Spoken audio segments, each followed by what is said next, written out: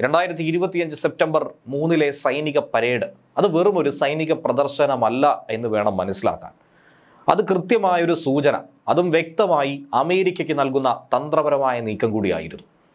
ചൈനയുടെ ആയുധ കലവറയിൽ എന്തൊക്കെയുണ്ടെന്നുള്ളത് ലോകരാജ്യത്തോട് വിളിച്ചു പറയാൻ വേണ്ടിയിട്ടുള്ള ഒരു നീക്കമായിരുന്നില്ല, മറിച്ച് ആ മിസൈലുകൾ അമേരിക്ക വരെ എത്തിച്ചേരുമെന്ന കൃത്യമായ ഭീഷണി കൂടിയായിരുന്നു. ഇന്ന് ചൈനയുടെ മിസൈൽ ശേഖരം ലോകത്തിലെ മുൻനിര ആണവ ശക്തികളുടെ കൈകളിൽ എത്തുക എന്നുള്ളത് മാത്രമല്ല, ഹൈപ്പർസോണിക് പോലെയുള്ള നിർണായക മേഖലകളിൽ അത് ഇതിനോടകം തന്നെ മുൻപന്തിയിൽ കുതിച്ചുകൊണ്ടിരിക്കുകയാണ്. ആഗോള ശക്തിയുടെ മുഖമുദ്ര ഇനി വിമാനവാഹിനി കപ്പലുകളോ യുദ്ധവിമാനങ്ങളോ അല്ല, അത് മിസൈലുകളാണ്, ഡ്രോണുകളാണെന്നുള്ള സൂചന നൽകി കഴിഞ്ഞിരിക്കുന്നു. ചൈനയുടെ കരുത്തിൻ്റെ പ്രധാനമായി റോക്കറ്റുകൾ മാറുന്നു. ഒരു ലേയേർഡ് വഴക്കമുള്ള ആധുനിക പ്രതിരോധ സംവിധാനത്തിലൂടെ ആണവ യുദ്ധത്തിൽ രണ്ടാമത്തെ ആക്രമണം ഉറപ്പാക്കാനും സ്വന്തം തീരദേശ മേഖലകളിലേക്കുള്ള കടന്നുകയറ്റത്തെ, പ്രവേശനത്തെ പോലും നിഷേധിക്കാൻ, എതിരാളികളുടെ കപ്പലുകളെ വിരട്ടി നിർത്താൻ ഇന്ന് ചൈനയ്ക്ക് സാധിക്കുന്നത് തന്നെ ഈ ഒരു വിഷയം ഉള്ളതുകൊണ്ട് തന്നെയാണ്. ആധുനിക ചരിത്രത്തിൽ ആദ്യമായി ചൈന മിസൈൽ സാങ്കേതിക വിദ്യയിൽ ഇനി ഒപ്പത്തിനൊപ്പം കളിക്കുന്നില്ല. അത് മുന്നോട്ട് കുതിച്ച് മറ്റുള്ളവരുടെ വേഗത കുറയ്ക്കാൻ വേണ്ടി തന്നെയാണ് ചൈന ലക്ഷ്യമിടുന്നത്. അതാണ് ഈ സൈനിക പരേഡിലൂടെ നമുക്ക് മനസ്സിലാക്കാൻ സാധിക്കുന്നത്. ചൈനയുടെ ഈ ഒരു വിപ്ലവത്തെ റോക്കറ്റ് വിപ്ലവം എന്ന രീതിയിൽ പലരും കുറിക്കുന്നുണ്ട്. ആഗോള സൈനിക ശക്തിയുടെ സമവാക്യങ്ങളെ തിരുത്തി കുറിക്കാനാണ് ചൈന ഇതിലൂടെ ശ്രദ്ധയൂന്നിയിരിക്കുന്നത്. ഇന്ന് നമ്മുടെ ഭൂമിയുടെ പകുതി ദൂരത്തോളം പറന്ന് ഏത് ശത്രുവിനെയും നോക്കിക്കാണാനും അതിശക്തമായ മറുപടി നൽകാനും പസഫിക് സമുദ്രത്തിലെ വൻ നാവിക കപ്പൽ പടകളെ തകർക്കാനും കഴിവുള്ള അത്യാധുനിക മിസൈൽ ശേഖരം അത് ചൈനയുടെ കൈവശമുണ്ടെന്ന് നേരത്തെ തന്നെ പറഞ്ഞിട്ടുണ്ട്. അവരുടെ പ്രതിരോധ ശേഷിയിൽ വലിയൊരു കാൽവയ്പായി ഇത് മാറുകയാണ്. സെപ്റ്റംബർ 3 ടിയാൻമെൻ സ്ക്വയറിൽ നടന്ന സൈനിക പരേഡ് അത് ഒരു മുന്നറിയിപ്പിന് തുല്യമായിരുന്നു. ആ മുന്നറിയിപ്പ് എന്നുള്ളത് പിന്നോട്ട് പോകണമെന്നുള്ള ഭയപ്പെടുത്തൽ വെടിവെപ്പായി തന്നെ നോക്കിക്കാണേണ്ടിയിരിക്കുന്നു.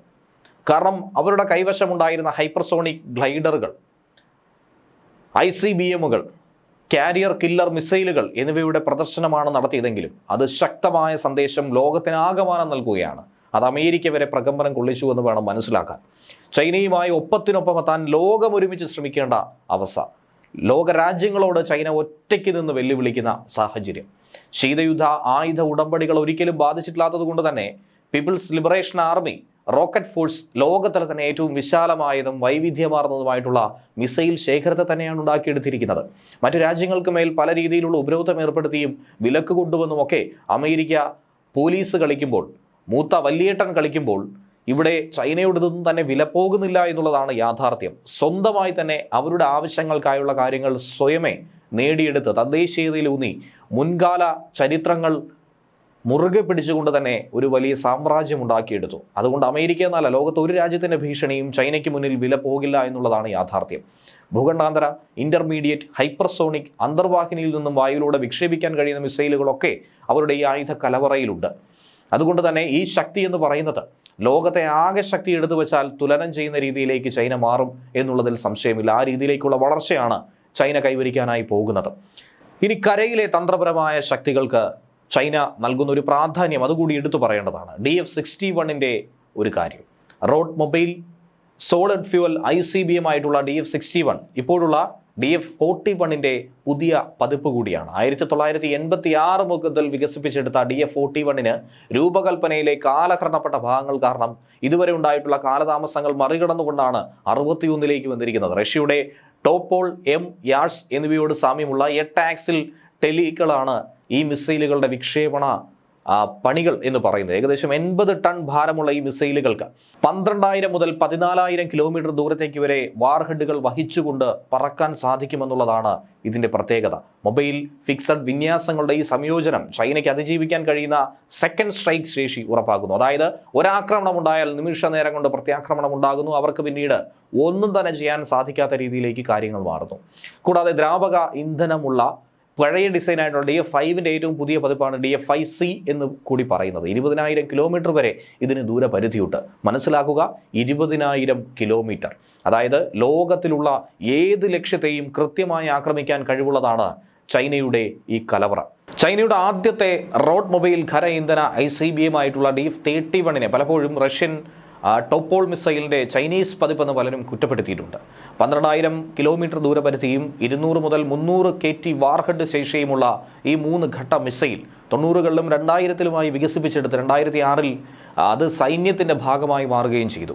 2017-ൽ അതാദ്യമായി ശ്രദ്ധയിൽപ്പെട്ടു. DF-31AG മിസൈൽ DF-41-നെ അനുസ്മരിപ്പിക്കുന്ന രീതിയിൽ അതിശക്തമായിട്ടുള്ള മൾട്ടി ആക്സിൽ ടെൽ ഘടിപ്പിച്ചുകൊണ്ട് 2025 സെപ്റ്റംബറിലെ പരേഡിൽ തന്നെ അതിനെ കാണാനായി ഇടയായിട്ടുണ്ട്. അതുകൊണ്ട് തന്നെയാണ് ചൈനയുടെ ഈ മിസൈൽ ശേഖരത്തെക്കുറിച്ചും കരുത്തിനെക്കുറിച്ചും പലരും ആശങ്ക പങ്കുവെക്കുന്നത്. ചൈനയുടെ തന്ത്രപ്രധാനമായ സേനയുടെ സമുദ്ര ഘടകം, നാവികശക്തി ചൈന മുൻഗണന നൽകുന്നു എന്നുള്ളതിന് വ്യക്തമായ തെളിവ് തന്നെയാണ് നമുക്ക് പറയേണ്ടിയിരിക്കുന്നത്. അന്തർവാഹിനിയിൽ നിന്ന് വിക്ഷേപിക്കാൻ കഴിയുന്ന ബാലിസ്റ്റിക് മിസൈലുകൾ 2007 മുതൽ തന്നെ പീപ്പിൾസ് ലിബറേഷൻ ആർമി നാവികസേന പ്രവർത്തിക്കുന്ന ടൈപ്പ് 094 SSBNകളിൽ നിന്നും 12 JL-2 മിസൈലുകൾ വീതമുണ്ട്. ഈ JL-2കളെ 2022 മുതൽ JL-3 ഉപയോഗിച്ചുകൊണ്ട് മാറ്റി സ്ഥാപിച്ചിട്ടുണ്ട്. 10,000 കിലോമീറ്റർ വരെയാണ് ഇതിൻ്റെ ദൂരപരിധി നിശ്ചയിച്ചിട്ടുള്ളത്. JL-3കളാണ് സെപ്റ്റംബർ 3-ന് നടന്ന പരേഡിൽ പരസ്യമായി ചൈന ലോകത്തിന് മുന്നിൽ കാണിച്ചത്. കടലിനടിയിലുള്ള ചൈനയുടെ ആണവ പ്രതിരോധ ശേഷി കൂടിയാണ് ഇത് ശക്തമായി അടിവരയിട്ട് പറയുന്നത്. അതുകൊണ്ട് കരയിലും കടലിലും ചൈനയോട് ഏറ്റുമുട്ടാനായി കഴിയില്ല എന്ന വ്യക്തമായ സന്ദേശം ഇതിലൂടെ നൽകിയിട്ടുണ്ട്. ഈ മേഖലയിൽ ആധിപത്യം ഉറപ്പിക്കുന്നു. അതിനുവേണ്ടി കില്ലർ ഡ്രോണുകളും ഹൈപ്പർസോണിക് മിസൈലുകളും ഒക്കെ തന്നെയാണ് ചൈന ചൂണ്ടിക്കാണിക്കുന്നത്. ഏഷ്യൻ മേഖലയിൽ ചൈനയ്ക്ക് നിർണായകമായ ഒരു മുൻതൂക്കം നൽകുന്നത് ഇന്റർമീഡിയറ്റ് മീഡിയം റേഞ്ച് ബാലിസ്റ്റിക് മിസൈലുകളാണ്. പ്രത്യേകിച്ച് ഏഷ്യൻ മേഖല ആയതുകൊണ്ട് തന്നെ DF-26-നെ കാരിയർ കില്ലർ എന്നാണ് അറിയപ്പെടുന്നത്. ഏകദേശം 4,000 കിലോമീറ്റർ വരെ എത്താൻ കഴിയുന്ന ഈ മിസൈലിൻ്റെ ഒരു വകഭേദം ചലിക്കുന്ന സമുദ്ര ലക്ഷ്യങ്ങളെ പോലും നേരിടാൻ വേണ്ടി രൂപകൽപ്പന ചെയ്തിട്ടുള്ളതാണ്. അമേരിക്കൻ കാരിയർ സ്ട്രൈക്ക് ഗ്രൂപ്പുകളെ നേരിട്ട് ഭീഷണിപ്പെടുത്താൻ കഴിയും. ചൈനയുടെ ഏറ്റവും മൂർച്ചയേറിയ ആൻറ്റി ആക്സസ് ഏരിയ നിഷേധ ഉപകരണം കൂടിയാണ് ഇത്. DF-17 ഹൈപ്പർസോണിക് ലീഡർ എന്ന് പറയുന്ന മറ്റൊരു വകഭേദം. അത് ലോകത്തെ മറ്റ് രാജ്യങ്ങൾക്ക് ഇപ്പോഴും ഗവേഷണ ഘട്ടത്തിലിരിക്കുന്ന ഒരു വിഷയമാണ് ചൈന ഇന്ന് പ്രദർശിപ്പിച്ചിരിക്കുന്നത്. ഇതിനോടകം തന്നെ DF-17 ഹൈപ്പർസോണിക് ഗ്ലൈഡ് വെഹിക്കിൾ വിന്യസിച്ച് കഴിഞ്ഞിട്ടുണ്ട്.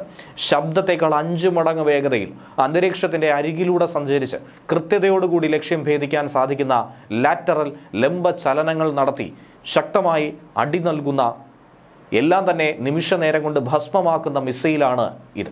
നിലവിലുള്ള ഈ സംവിധാനം മിസൈൽ പ്രതിരോധ ശേഷിയൊക്കെ അപ്രസക്തമാക്കി മുന്നോട്ട് കുതിക്കുമെന്നാണ് പറയുന്നത്. എയർ ലോഞ്ച് പ്ലാറ്റ്ഫോമുകളും അതുപോലെ തന്നെ വൈവിധ്യമായ ആയുധങ്ങളുമാണ് ചൈനയ്ക്കുള്ള മറ്റൊരു കരുത്തും. ചൈനയുടെ തന്ത്രപ്രധാനമായ മിസൈൽ സ്ഥാനത്തിന് ശക്തി കരുതാൻ H-6 ബോംബർ കുടുംബത്തെ അടിസ്ഥാനമാക്കിയുള്ള എയർ ലോഞ്ച് ആയുധശേഖരം കൂടിയുണ്ട് എന്നുള്ളതാണ് ഇതിലൂടെ നമ്മൾ മനസ്സിലാക്കേണ്ടത്.